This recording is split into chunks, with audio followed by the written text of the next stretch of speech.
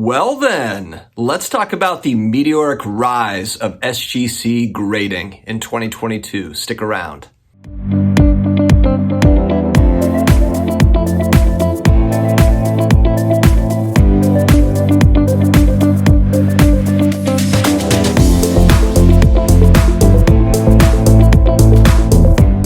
Hello to all my sports card collectors, investors, all of my collectibles friends. How the heck are you doing? I'm starting to feel a little bit better. I'm still a little bit nasally. You might hear it, but I'm starting to get some energy back. Thanks for sticking with me here. If you're new here, card content, sports card content, collectibles content, almost 7 days a week, 5, 6, 7 days a week. It's coming at you. So hit that subscribe button, a little tap on the notification bell so that you're notified. And also a like, please. If you like what you hear, a like helps these videos get seen, y'all. We need your help.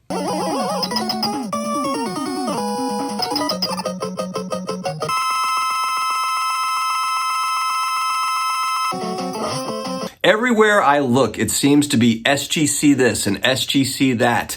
And for good reason. And you might be thinking like, why are you doing this video? Are they paying you? Or there's some sort of sponsorship thing? No, SGC is not a sponsor of this video. However, we do have a video sponsor.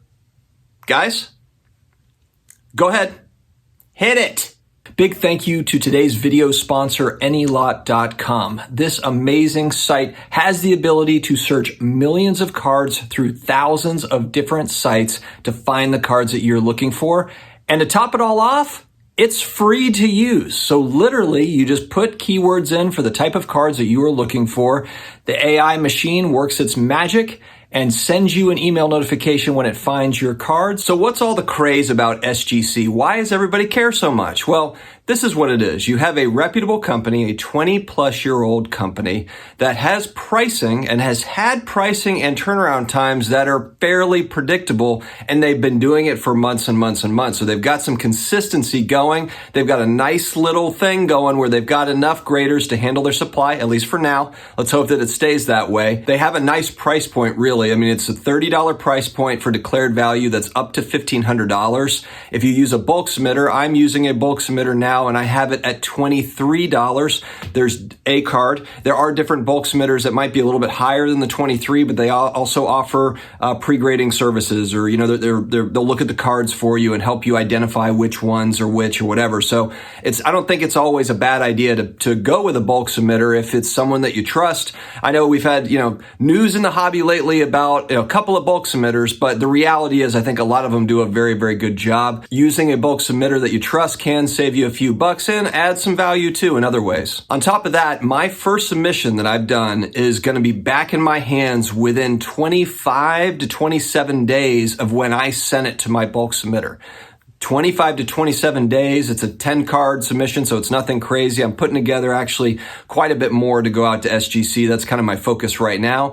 But the fact that you are paying a relatively inexpensive price for declared value up to $1,500, honestly, that encompasses a lot of the hobby. I know on YouTube and Instagram, it might feel like everybody has a $10,000 card or a $50,000 card, but most people, including myself, do not. And they need a grader for that type of stuff.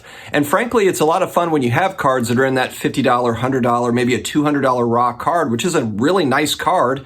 You have an opportunity to get it. And if you're trying to turn around quickly, currently, and over the last few months, SGC has been turning it around quickly. Although I did see on Slab Stocks had a great interview last night that included Peter, the CEO of SGC, and they kind of talked through it. Peter had said that yesterday they received the most cards ever in one day. So SGC is starting to get cards. I think people are catching on. Like, okay, this is for real. Now, look, I mean, it's always going to be preference, but we haven't really heard much out of BGS. If you have higher end stuff, I think for certain cards, RPAs, I love BGS Labs. I own BGS cards. For PSA as well, maybe if you have a high dollar card and you really like the fact that PSA's got that guarantee, as to, if they grade it wrong, if it's trimmed and they grade it, or whatever, then you have some recourse. That makes a lot of sense to me. But for a lot of the hobby, for a lot of the cards that don't fall into that bucket, SGC has been a killer, man. They have been crushing it. And the fact that I did also see an interview with PSA's president recently talking about how they plan to have the backlog figured out by fall. So the plan for PSA, from what he said, was September, October, and maybe we're being, give them a little bit more time. So October, November, December, they plan to be caught up enough on the backlog to where they're really able to, to churn out. And I believe that he said that they are putting 90% of their energy into the backlog still, and they're keeping on going with the backlog, 10% into new business. So that's how you're seeing PSA starting to bring pricing down slowly, and they will get to a point where they're able to lower their prices, etc. But again, I think that SGC is always going to have a place, just being that it is a good, solid company. They have recently, really over the last 2 years, started doing more and more on the modern side. If you know anything about SGC, it's a vintage card grader for the most part. That is their history, but they have been grading a lot of ultra modern cards because they are really the best game in town right now for a lot of that stuff. BGS has higher pricing, turnaround has been an issue, PSA turnaround, higher pricing, etc. They're all backlogged. Now, maybe they all get caught up and everything changes, but I just look at 2022. If we're just talking about 2022, to me, it just feels like the year of SGC. It's the year for SGC to really put their stamp on the hobby. I mean, there is going to be a lot of SGC cards out in the universe, thanks to 2022 and really the other companies being backed up. Now, who knows? Maybe SGC gets to the same point. Maybe everyone's like, okay, we're on the SGC train, and they just start flooding them with cards. It very well could happen, and SGC might be in a place where their turnaround isn't as good. We don't know what that's going to look like, obviously, and that's always kind of the game that grading companies are playing. But kudos to SGC. I also saw that Slab Stocks, when I was watching last night, they've been putting together data kind of showing comparisons between SGC's secondary sales compared to BGS, compared to some PSA stuff. And for certain cards, just depending on how it falls, SGC resale falls right in line, because that's always the pushback, is resale. That's always the pushback on this stuff. And if SGC even just closes that gap more and more on the resale side, because let's face it, this is not an issue of SGC doesn't grade as well as PSA. That is really not the case. I think that really when we talk about the big four, a lot of those, all four of those companies, whether we're talking about PSA, BGS, SGC, or CSG, man, that's a lot of acronyms.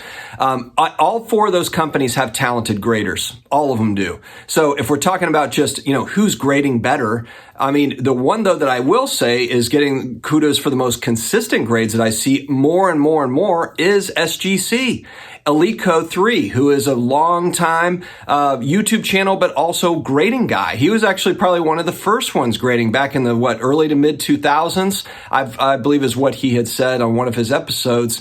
And he has looked at a lot of cards. He's graded tons and tons of cards through PSA and BGS and SGC. And he has been saying that SGC really is the most consistent, whereas some of the other companies are, a little bit of a coin toss at times. Of course, it's all personal preference, and everyone's going to have their take on it. It's the grading wars, and that's fine. Like I said, I own all four companies, so it's not as if, I only own SGC or whatever. But I'm making this video because I'm thankful for the work that they've done and really kind of the efforts that they're putting in to balance out that pricing with turnaround time, with resale value, all the stuff. They're providing really solid value. And when I see companies that are providing solid value in the hobby, I try to make the most to talk about them as much as possible because I think they deserve it. I think that's one thing that we probably need to all do more of. A lot of companies not doing the right stuff or just falling short of expectations, etc. And when companies are really kicking butt, we got to talk about that too. So we're going to have Jeff Wilson on Off-Centered Wednesday night, 9 p.m. Eastern. Jeff Wilson of Sports Card Investor, if you don't know who I'm talking about. That will be on Brad, the Comeback Card Investors channel. We're excited about that. And we will have Peter from SGC